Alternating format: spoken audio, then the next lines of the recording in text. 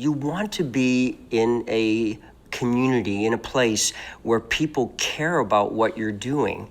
And when something's important or people care about it, there's unquestionably emotion involved, right? Yes. And what happens. And so that's the way I choose to look at it. And I think Philly is like one of the best sports cities in the country, if not in the world, because of the tremendous emotion and enthusiasm, right? Our fans just live and die by their teams.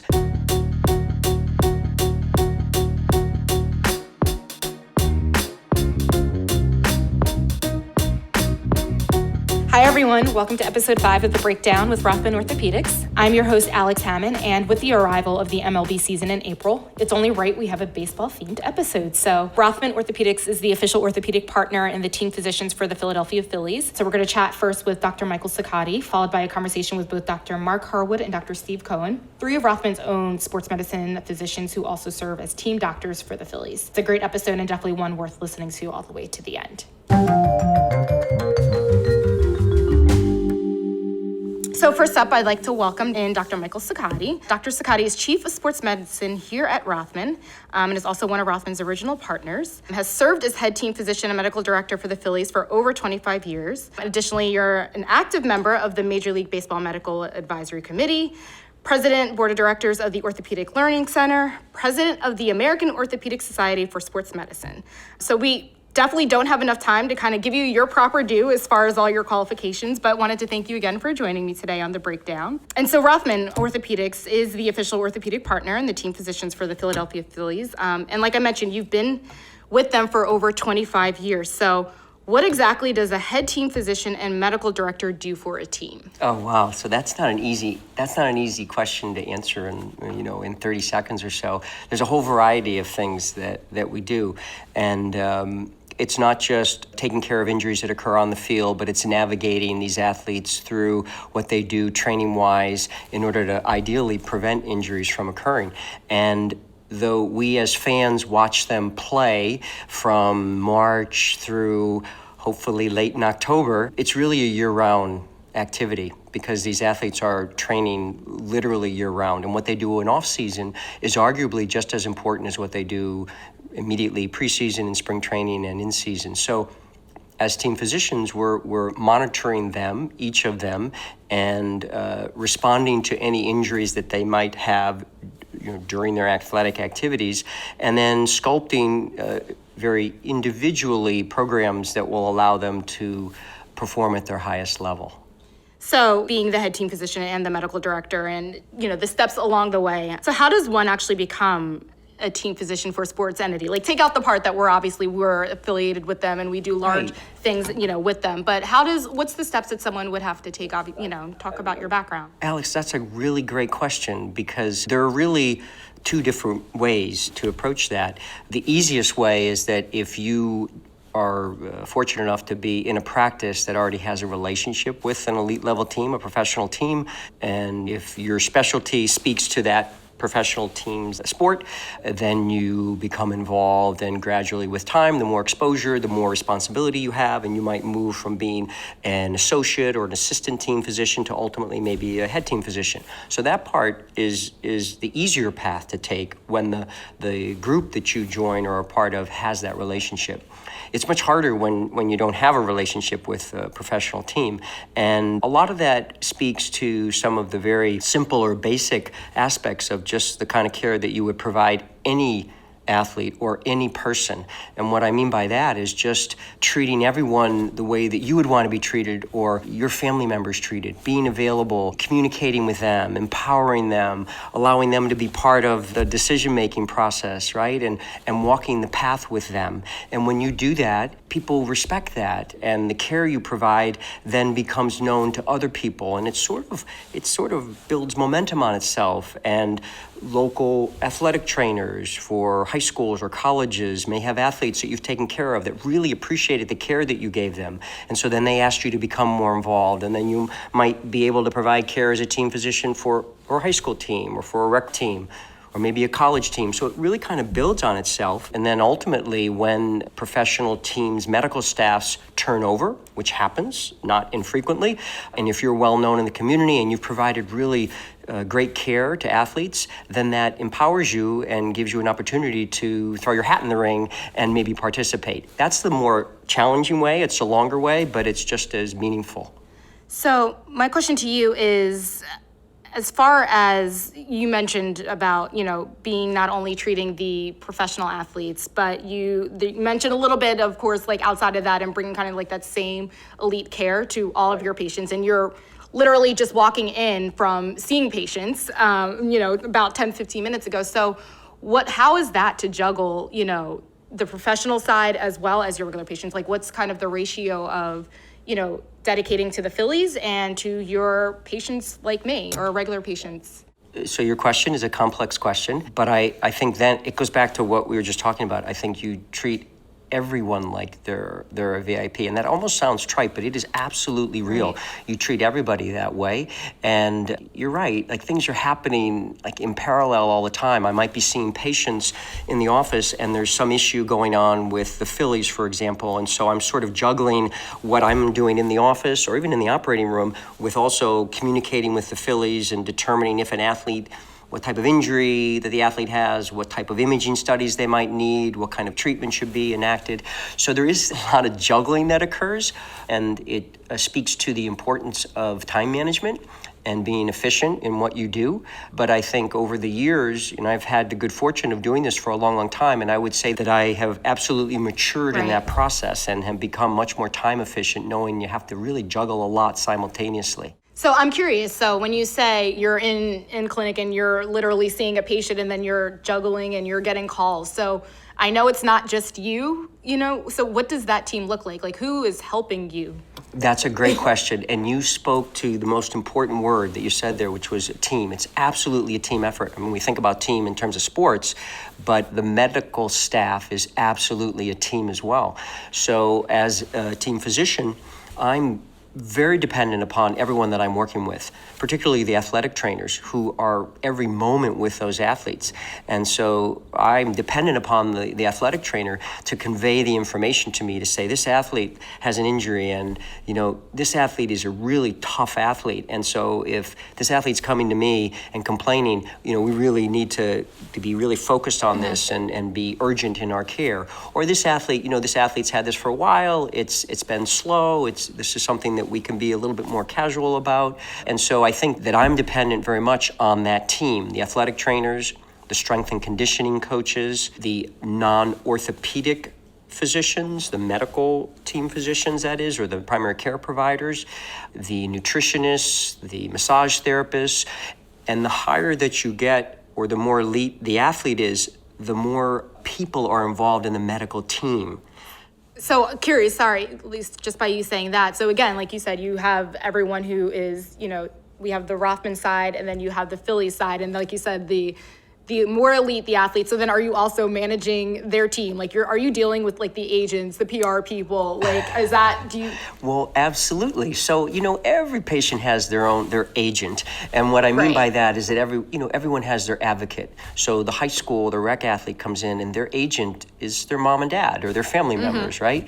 And so the professional athlete might still have their mom and dad and they may have their spouse, but they absolutely have a true agent in, the classic understanding of that word. So yes, you're managing them as well, and everybody comes to the table with varying degrees of understanding of the medical or orthopedic problem and varying degrees of emotion, right?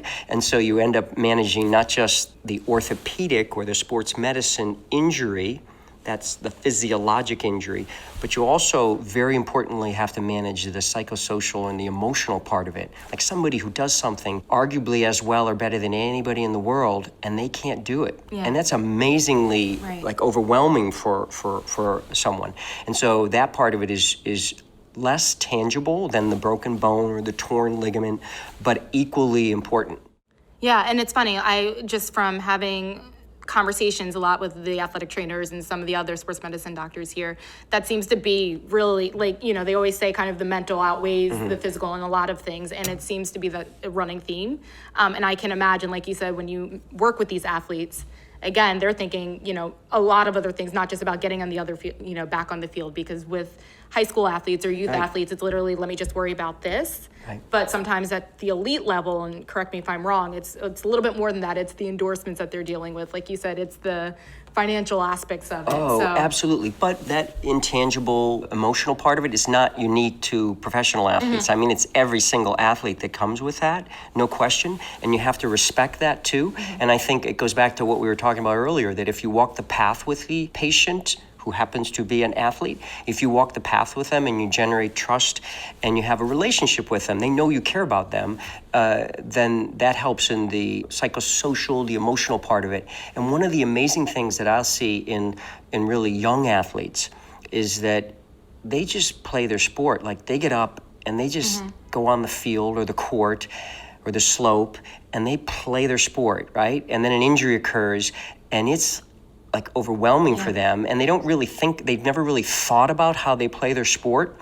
And you walk through the injury with them and you go through the rehab with them and they learn about their body and how their body functions and how to prevent injury. And that maturation process is really amazing. It's maybe one of the most rewarding things because you see these youths, they become adults through the injury. So I'm curious, just because the past year, it's no surprise that I know we're kind of all, COVID fatigue, but it's the obvious thing. And we've all watched how sports, how the different leagues have handled it, whether it's on the youth level and it's on the professional level. So how's the adjustment been for you? What's that like? And now, because you're in, essentially, this is the second time around, right? Because you did it in 2020. So what's it like? Oh my gosh. It was amazingly challenging because you learn how to do something over decades. So you mentioned I've had the good fortune of working with the Phillies for many, many years. And there are systems that have been in place that they mature as more research comes along, but it's kind of a gradual progression. And then, in February, March, right, of last year, the world turns upside down. And in weeks, you have to figure out how to completely change the way you deliver medicine, how you care for these athletes, how they can even maybe play their sports safely, and how you provide care so that you're not just protecting them from all the injuries you think about in baseball, but you're protecting them from this other terrible disease. And that was very, very hard to do, to figure that out. Yeah. And every professional league, because the sports are different, right? If you think about the four major pro teams, right? Or pro leagues, rather. Yep. The NBA, Major League Baseball, NHL, NFL, and soccer as well as a fifth, certainly in the United States. The sports are all different enough that there are nuances. But I will say that this is testimony to the idea of camaraderie, that all of the professional leagues work together to figure out how we could do this best. There were regular meetings where the medical staffs, the medical advisory committees, or the medical directors of each league would sit down together on a regular basis and say, okay, this is what we're doing. What are you doing? How does that apply to our sport, to your sport? And that type of camaraderie, I think, was a big part of how we could last year have some semblance of sport in the United States. And then to the second part of your question is, yes, it's different this year now because now fans are entering in, and fortunately, athletes are moving towards, being vaccinated, so we can start to open the door. But it's really hard to figure out how to deliver medicine in a different way, and over a short period of time. So I want to go back just because, again, I mentioned earlier, you are an active member of the Medical Advisory Committee, and I think you served in some capacity of chairman, right? Yes. I was the chair of the Medical Advisory Committee for baseball for several years, and so that's a great group. Each team in professional baseball has its medical staff, and it's made up of an orthopedic surgeon and a primary care physician. There may be several orthopedists and several primary care physicians, and then all the other providers that I mentioned, athletic trainers, physical therapists, strength and conditioning coaches, nutritionists. So every team has that group. And what the Medical Advisory Committee does in baseball, it takes representatives from each of those groups that will meet on a regular basis and sort of cross-pollinate and say, okay, how can we do this better across the league? How can we deal with certainly COVID? How do we deal with COVID? A lot of the recommendations for baseball came out of the Medical Advisory Committee. But then it also deals with other things like rules changes, and Major League Baseball has arguably one of the broadest and deepest research programs. And so we look very closely at injuries in Major League Baseball. We try to determine, who's greatest at risk on a field for different types of injuries, and then we try to determine then preventative measures, and that research, evaluation and interpretation of that research, and then implementation of rules changes all are generated by the Medical Advisory Committee. It then goes to the Commissioner of Baseball and also to the Players Association.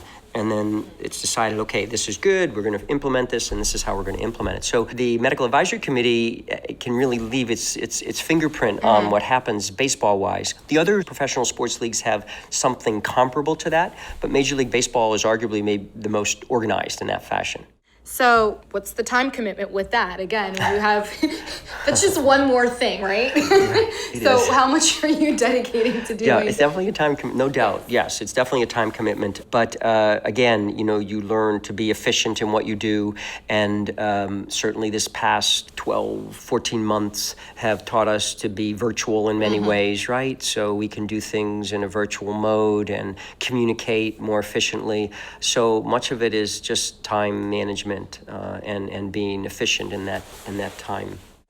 So, we're also affiliated with the Eagles and the Sixers, and I mentioned, you're the chief of this whole sports medicine department, and Rothman is kind of known as, I would say, and maybe it's selfish reason, but, the mecca of sports medicine, and you obviously have had a lot to do with that. So, everyone hears Rothman, they hear sports medicine, and it comes with, and such positivity, people hear it, they come, with the athletic trainers, they come with, the students, and everybody kind of just flocks to us for that reason, just because of who we take care of. So how does that feel for you to kind of be in charge of that? So it's incredibly rewarding. When I first joined this practice, and that was a long time ago, we had 2 sports physicians, and now we have over 30 fellowship-trained sports surgeons, and then we have another 30 fellowship-trained primary care physicians or non-operative sports physicians. So we have 60 plus sports doctors, which is, as you just said, one of the largest sports medicine programs in the country. And we take care of the professional teams, the large majority of colleges and high schools in the Delaware Valley. And our volume in terms of athletes that are seen and sports medicine surgeries that are performed each year is the highest in the country. And that's something I am just so incredibly proud of. I mean, the 59 other people, I just am so honored to have them as partners. I mean, they're just, great physicians, great people, and so it's incredibly rewarding for me to be a part of that and to see that mature over time. And I think one of the most important things has been, it's not just unique to sports here at Rothman, but really all the divisions, is the duality in mission, providing the highest level of clinical care, but also academic and research aspect of it. So not just providing the care, but I would say being brave enough to ask the question, how can we do this better? Yeah. And letting research guide that. So we have one of the biggest sports medicine research programs in the country as well. And that just makes you be better, like move in a better direction and provide care in an optimal way. So what's it like? Obviously, Philadelphia, I'm originally from New York, so I'm going to kind of lean there. That's kind of where my allegiances are. And we know the kind of fans that are here in Philadelphia, they're the best fans in Philadelphia. So, in getting to that, what is that like? Because when you are treating professional athletes and if an athlete gets injured and, so-and-so's taking, how do you deal with that? Oh, so that's a great question, too. And I think that you want to be in a community, in a place where people care about what you're doing. And when something's important or people care about it, there's unquestionably emotion involved, right? Yes. And what happens. And so that's the way I choose to look at it. And I think Philly is like one of the best sports cities in the country, if not in the world, because of the tremendous emotion and enthusiasm, right? Our fans just live and die by their teams. And so with that, being a medical provider, you have to understand that if things happen and it's not exactly the way we all want it to happen or evolve, or an injury interrupts an athlete's ability to perform, that's just part of sport, Right. and the emotion that might come along with it is part of sport. So you just have to kind of accept that that's Yeah. going to happen. And as long as a healthcare provider or a team physician, you do like what we talked about earlier. You treat everybody the same way. You engage the athlete completely. You empower the athlete. You make the decisions with him or her along the way, and then you know you're doing Right. like the best that can be done, and you can lay your head down at night, regardless of the emotion that occurs in the media. That you know you did the best you could do, and you did the best job. Right, and you've been in it long enough that you're able just to kind of block out, like it's nothing new Totally. to you. Like in baseball, it's just I think of analogy in baseball, you have to be like the closer, right? Yeah. Like you have a great night, or maybe you don't have a great night, Right. right? You just gotta like say next time time you you'll come get out, it like right. it's everything's new again, and you just have to accept that emotion's going to occur. And no doubt, Phillies had amazing, like the highest of highs. There have definitely been some sport lows too, Right. but the ebbs and flow of sport, that's just all part of it. Absolutely. So I have one more question, and then we're going to go into our little rapid fire game. But what's the absolute best part of your job? Oh my gosh, I love it all. I love just the part of engaging with the athlete. I mentioned earlier, I think that certainly the opportunity to take an athlete and help an athlete that does something and loves to do that activity, play that sport, and then has an injury and they can't do it, and then to help them along and to allow them to return to it is so incredibly rewarding. And that is, again, the tangible part of it. It's broken and you fix it and they rehab. But as I mentioned earlier, that the emotional side, or helping that athlete spiritually return to where they were and to be empowered by the activity, and like I said earlier, the young athlete learning, that's incredibly rewarding too. Awesome. So I mentioned just a few baseball-themed rapid-fire questions, super easy and painless. And I know I didn't send these to you, but because it's fun. But yeah, just kind of first thoughts. And like I said, it's all kind of Phillies and baseball themed. But if you could have a catch with any baseball player, past or present, who would you choose? Oh my God! There's so many baseball players that I would love to play catch with. There are players I have played catch with. Okay, too. well, name those then.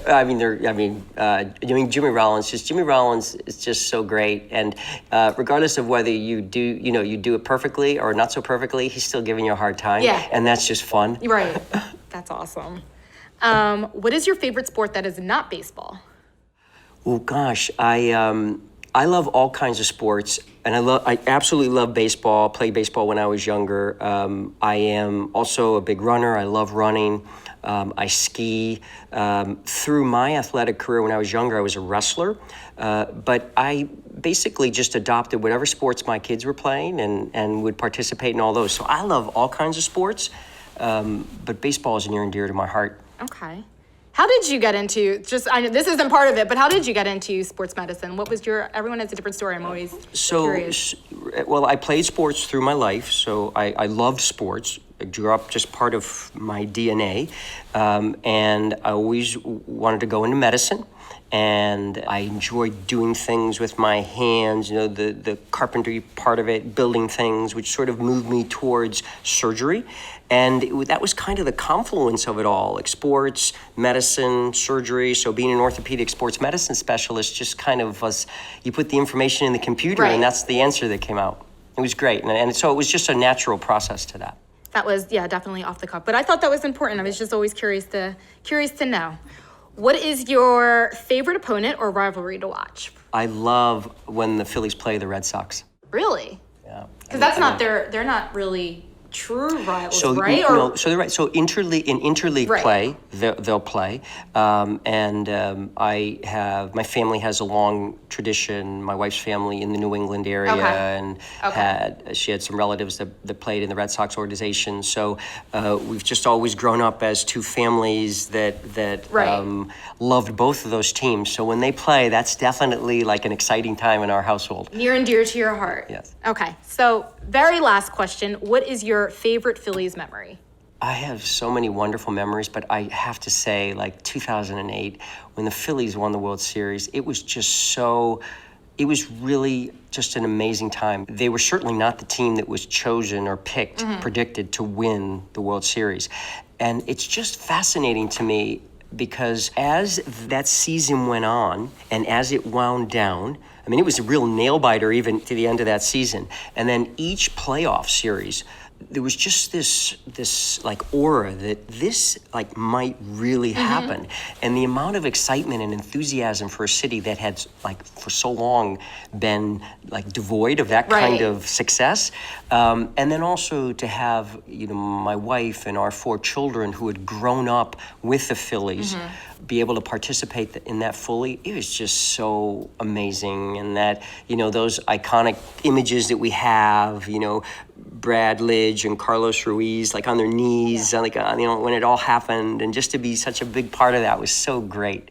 No, that's all. And I actually, again, I mentioned I'm not a, I want them to do well, but again, I typically root for, the Yankees. Well, through those years, I mean, the Mets were the teams that they were I know. just kind of like, that's where my dad over. grew up down the block from Shea Stadium, so that's kind of, between them and the Yankees. But I do actually remember like all my friends growing up in South Jersey and attending that and how excited they were. So I was happy for Philly sports fans, especially for that reason that they were able to experience that and the parade and all of that fun stuff. But I just like to thank you again for joining me and for running again the sports medicine mecca, Rothman Orthopaedics. You're so humble and so nice, and everyone always speaks so highly of you. So thank you again. This is great. Thank you for all that you do. This is just great. It's a pleasure to talk with you. Thank you.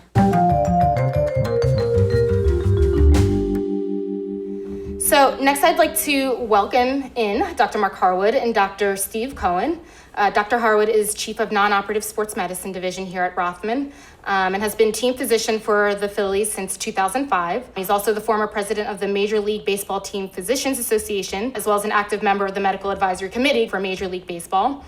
And Dr. Cohen is a sports medicine surgeon here and also head team physician for the Phillies. And in the past, he has also worked as team physician for the Flyers, St. Joe's University, and medical director of the Philadelphia Marathon.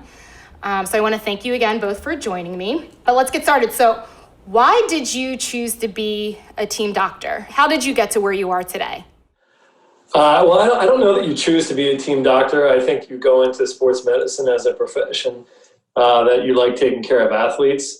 And ultimately, you don't take a job because you're going to take care of one specific team. You're taking care of the community. And it just so happens that, if your practice or you get involved with a team, then that kind of carries it forward.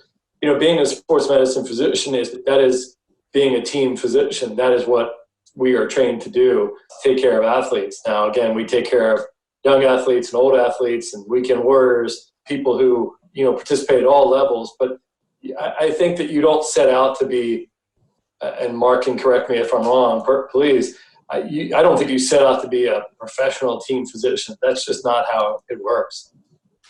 Yeah, no, I would completely agree. I think that, ultimately to become a team physician at a professional level, you need to be extraordinarily lucky in addition to being skilled. You need to be kind of in the right place at the right time with the proper skill set. So, the desire to be a team physician, is necessary, but not necessarily sufficient to get a job as a team physician. It's really about, demonstrating a commitment to a team, demonstrating that you're willing to work closely with athletic trainers and work as a team on the medical team. And then if the cards fall where they may and you're lucky enough to get the opportunity to be a team physician, it's not always the skill level that keeps you in that position either. You can do a great job and a contract could go to a different group. And so you basically kind of have to, have the appropriate skill set plus being in the right place at the right time.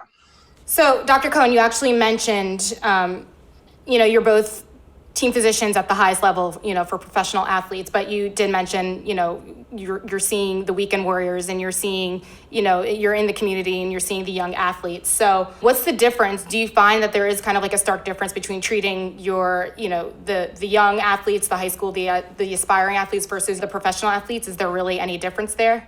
There isn't, from a standpoint of the goal of any team physician, sports medicine physician, surgeon, whatever your role is. Your job is to get that athlete back on the field or the court or whatever it is, the facility or venue that they participate in. And that's essentially what we're doing at the highest level as well. So, a high school athlete who comes in, they want to get back on the field theoretically just as much as the professional athlete does. So, ultimately the goal is to treat them appropriately, again, whether it's surgically, non-surgically, to give them the ability to get healthy, to get back on a field.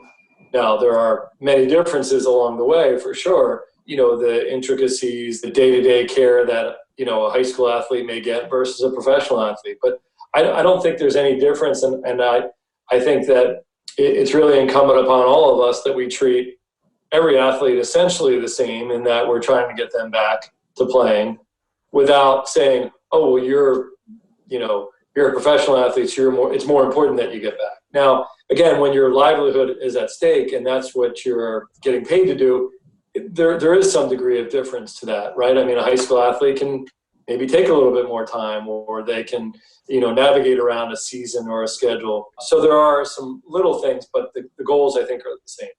Yeah, I would agree. I think the managerial staff, from our perspective, when a good high school athlete gets injured or has a medical condition that disqualifies them, the conversation that you have on a professional level is very different at some of the lower levels than at the professional level. Oftentimes, at the professional level, they just want information. What is the problem? How is it that you're going to treat it? And what is the likelihood that they're going to get back in X amount of time? At other levels, you may find that individual may be the best player on the team, and there's no one to replace that individual, and you get a little bit of pushback. And I just have not seen much pushback at the higher levels. So this is something that I'm still trying to navigate and try to figure out, because when you hear someone is a physician on the professional level, I just automatically assume that they're spending a lot of time with them and not necessarily, seeing patients, the normal folks. But what exactly, what is a day in the life? Can you just walk us through the time commitment? What is the day in the life of a head team physician or a team physician, and talk about spring training. How often are you guys away, or just curious about that? Sure, I'd be happy to speak to that. Day-to-day basis, my day looks very similar to any other clinician out there. I see patients start at 7:30. I go until about 4:30. I continue charting through the evening and wake up and do it again the next day. And that's ultimately my main job. Being a team physician is kind of layered on top of that main job. So we'll get telephone calls in the middle of office hours about athletes or coaches that need some type of medical intervention or have a question. And we generally try to fit that in during the course of our day. From an evening and weekend perspective, we cover games on a regular basis. There's a whole team of us that takes care of the team, so it's not terribly onerous for one individual. Steve may beg to differ, since he bears the brunt of most of those that Right. cover. But from my perspective, in a non-COVID world, I'll cover a game once every 5 games or so, and during the regular season. The off season, the questions get lighter, but they don't necessarily stop. So anybody who has an issue will give us a call. It's almost like a concierge medical practice, if you will. And spring training, we go down to spring training for about 24 hours to 48 hours. So we'll fly in the night before physicals. We'll do physicals. We'll fly out that day. So it sounds a lot more glamorous than it actually is, but we do enjoy it, and it's a lot of fun. And there are worse things in the world than going to work at the ballpark. I would agree to that. Yeah, I think just to add a little bit on top of that, I think your perception of, well, somebody says, well, you're the team physician or whatever your role is, that's all you do, that you just take care of the Philadelphia Phillies or the Eagles or the Sixers or you name the team. That's a very small percentage of actually what you do from a practice standpoint. It's a large percentage of your time. They do contradict to some degree. Being a team physician and anybody who's worked, it doesn't matter whether it's a high school or a collegiate or professional team, there's really one trait that is really important, and that's called availability. Because if you have an athlete that has an injury, you have to be available to take care of whatever that issue is, whether it's they've had an MRI scan this morning at 9 o'clock and I need to follow up on that MRI, then I need to call that player, and that happened today. So I have to be available to speak with the radiologist, speak with the trainer, review the MRI scan, speak to the player, And depending on the situation, it may involve speaking to the agent. It may involve speaking to the president of the team or the general manager or even the coach. So it's being available. And so, as Marc mentioned, I am in surgery 2 or 3 days a week, and I'm in the office 2 or 3 days a week. So those things happen regardless of whether I take care of or Marc takes care of a team. Those things are there for us no matter what. What we have to do is fit in, the care, around that. And then as far as spring training goes, as Marc mentioned, we go down selectively at time periods. So I'm constantly kind of going back and forth. I break spring training with the team so that way the last week, if there's any issues that are concerns with regard to the roster, we can kind of navigate through that. And there really isn't an off season because we are involved with things that involve the draft. There's free agency in the off season. There's player physicals that happen in the off season when free agents are signed. There's the winter meetings, and then you're in the spring training. And then once you're in the spring training, you're already into the draft. So I don't know that there is an off season when it comes to caring for a team. Do you find that actually once patients, if they do a little research prior to seeing you or choosing you as their physician, do you find that they enjoy coming to you both because you do care for professional athletes? Like, does that bring like a sense of comfort for them when they hear that? Or do people come to you and say like, oh, I saw that you treat such and such, so I wanted to come to you. How does that make you feel? Steve, do you want to? Yeah, I think that there's an instant credibility. That's probably the biggest thing I would say is that, if somebody hears your name in the news that you operated on somebody from the team and they've done well, sure, that brings an instant credibility. I think there's a satisfaction with getting the athlete back. I do think that, hopefully there is a comfort level. I think it's implied that, okay, well, if you take care of this team, then hopefully you are qualified to take care of, the athlete that's in front of you. So I think to some degree that there's some comfort level or that probably brings patients in or at least provides some comfort to them. Yeah, I would agree with that. I think that I would agree with everything you said, Steve. Oftentimes, first impressions are a big deal, particularly on the surgical side of things. It's really important to build trust if you are a surgeon and you're going to take someone to the operating room. I am not a surgeon, so I can build that trust over the course of several visits, and it's not as important that that trust develops immediately. But I will tell you, having been team physician at various levels over the course of my career, and now that people are on the internet before they get to see me, it's almost like, I don't have to do as much work to build that trust. And oftentimes they'll come in and I'll spend some time with them, go over their MRI, go over their x-rays, go over whatever it is that they have. And they'll say, oh, I trust you. You can, and I'm like, well, I don't really deserve that trust just yet. Let's work through your issues. So there's a good and a bad to that. But, from my perspective, I think that patients do their research, and I do think that it certainly helps with that initial first impression. Now, first impressions aren't everything, and you've got to carry that through during the care of your patient. But ultimately, I do think that it helps make that first impression. So I know we're all have a little bit of COVID fatigue, but I'd be remiss if we didn't discuss it. But what has it been like being a physician in a pandemic world? Oh, it's been terrible. I digress. I'm the medical physician, one of the medical physicians for the Phillies. And usually from a team physician perspective, my job is generally the lighter of the job. So there's everything is very compartmentalized. There are the musculoskeletal issues, and then there are the more of the medical issues.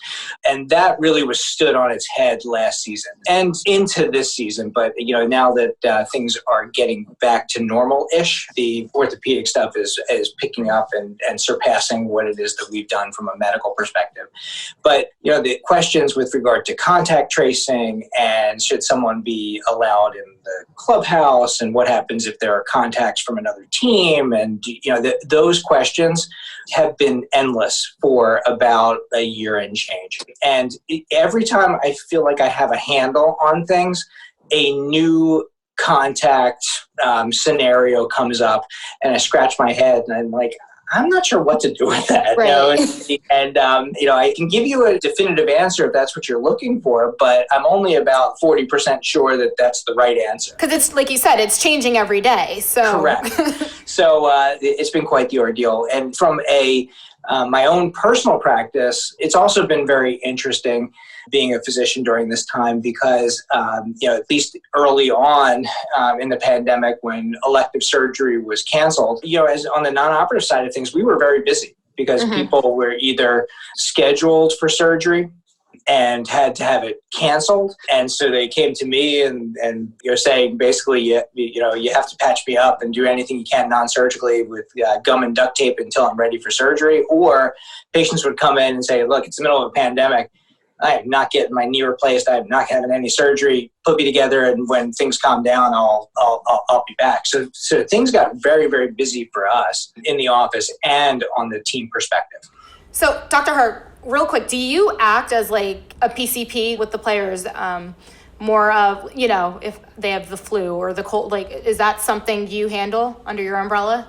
Yeah, that is my role. So not just with the players, not just with the staff, but with the players' parents and with the players' children and with the players' wives, and so we're basically the concierge medical practice for them.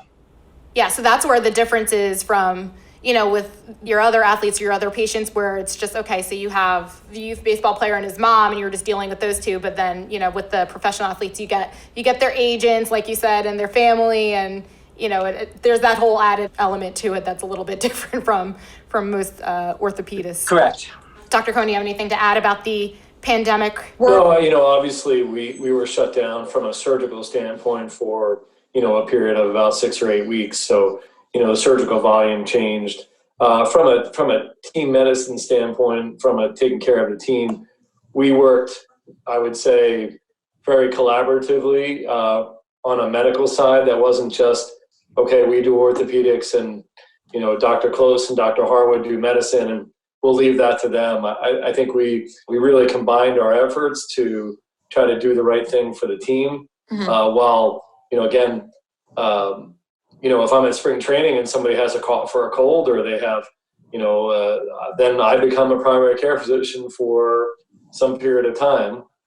It's brief and I have backup, thankfully, but, that's what we serve, and just as similarly vice versa for Marc. But we probably worked harder as a medical physician crew this past year than we've done probably in all of our years. And last year when we had to really limit the number of physicians that were coming to the park, it was only 3 or 4 of us that were really mainly there. And I can tell you, when you're at Citizens Bank Park and you're watching a game and you can look around and see 4 or 5 other people in the entire stadium, it's quite a bit different than normal. So, it was quite different for sure. Definitely. I want to ask you both one more question before we go into our rapid fire game, but what do you think is the best part about your job? I think the interactions and relationships, to me, are the most important. I think that most people have the sense that, well, you walk into the clubhouse and you're awestruck and, you see what you name the player, it doesn't matter. I think these players, while they're elite at their athletic performance, they are regular people. They like to be treated like regular people. They like to talk about their families and my families. And, those are the interactions and the relationships that you gain. Now, sports is different in that, you may get connected to a player and the next year he's gone. And then you get connected to newer players. And so I think it's the relationships for me. It's not about, okay, well, I got to see so-and-so or operate on whatever, again, you name the athlete. It's the relationships, and I think it's the most satisfaction you can get. Marc kind of mentioned the surgical side of things, and when you operate on somebody and they get back to playing that sport and they're playing at an elite level and they hit a home run or they throw a complete game and you've involved in that care, yes, there's a lot of satisfaction that comes in that that you've helped them. You're not responsible for their performance, but you've helped them get to where they want to be. And when a player looks at you and gives you the nod that hey, thanks. Sometimes you don't even need the words. It's a certain look that they'll give you. that's probably the best part.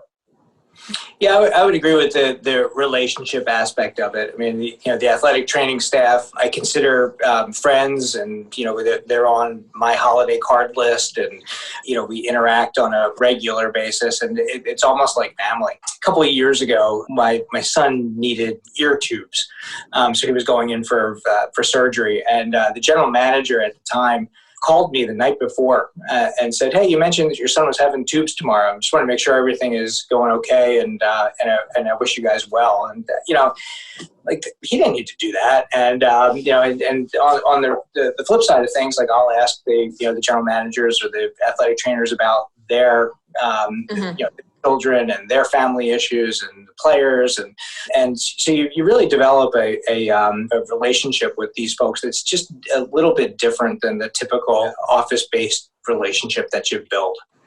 I would just, the last thing I'll add sorry, to go that, ahead. Is that we have a real luxury about, we work with a great organization. They encourage your family to be a part of it, and I've got 3 kids. I've got 2 boys that are baseball players, and that's probably one of their love. And they get to be involved with this to some degree. And probably if that wasn't part of it for me, it probably wouldn't be as rewarding. When they get to spend some time with a guy like, you name it, like a JT Realmuto, and talk to them about baseball and catching and things along those lines, or a Reese Hoskins, and that experience for them, and for while I'm away from my family a lot, I do get to, pre-COVID days of course, get to incorporate my family as part of that, and that's a really nice thing as well, and that's an organizational thing, and that's not but the players love to have these interactions because it takes them away from that sport for however long they're having a conversation with a 12-year-old or a 10-year-old or an 8-year-old. No, those are great stories. And like you said, I'm sure with being away all the time, it makes it a little bit easier when you can kind of share those experiences with your family. So I appreciate that. But before I wanted to let you both officially go, just wanted to do a couple quick rapid fire questions, baseball themed, of course. So just going to shoot off a question, the first thing that comes to the top of your head. So if you could have a catch with any baseball player, past or present, who would you choose? Past or present? Mm-hmm. Or we could switch it up. I was going to say, if you've had catch with anyone, you could throw that in there. I've had a chance to kind of be on the field at Fenway Park with my boys and them to pitch to some of the guys, and they've had a chance to bat boy or shag batting practice. That's a pretty amazing experience. We'll count that for sure. Dr. Harwood, go ahead. Oh, I don't even know. I really don't. Honestly, I really do enjoy having a catch with my son more than anything. So I would choose my son. All right, that's definitely good. You can't go wrong with that answer. All right, what is your favorite sport that's not baseball? I like hockey. My son plays hockey, and it's a fast sport. Watching Little League baseball at the lowest level, it looks almost nothing like baseball. But hockey at the lowest level looks like hockey, and it keeps getting better and better. So I enjoy watching hockey. Okay. I would say from a care standpoint, I love taking care of hockey athletes because they're a breed among themselves, and the game, as Marc mentioned, is very, very exciting to watch and very high paced. From a standpoint of, I never would have said this when I was growing up because I was a football player, but I've got 3 kids that are soccer players, and I'm probably regularly on a soccer field 3 or 4 times a weekend. So I would say soccer would be next. Okay. I'm going to say, for me, I'm just including myself, hockey is definitely probably my second favorite sport to watch. Like, nothing like playoff hockey. So I agree with both of you there. Favorite opponent or rivalry to watch with the Phillies, or against the Phillies, I should say? I always like it when the Mets come to town. Yeah, so the Phillies-Mets series is always, I always enjoy that. Yeah, I would agree. The Mets they're always the loudest with regard to the fans and the rivalry. Personally, when the Yankees come to town, that's kind of a big one for me because they are the Yankees. So okay, my dad grew up a Mets fan, so I hear that one. And last question, what is your favorite Phillies memory? Oh, that's a no-brainer. I think I would guess we'll have the same one, but obviously 2008 winning the World Series and being a part of that, I think was a pretty special moment. And one I got to share one of the games with my father. I flew him up from Florida to come to one of the games that had a 3-hour rain delay, and we played. It was a Sunday night, but just being a part of the World Series team was special. Yeah, I would wholeheartedly agree. Dr. Cohen speaks for most. Yeah.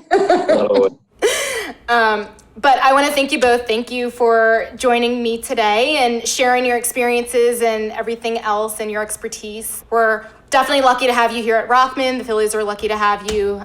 And again, thank you for joining me. Thank you. Thank you for having me.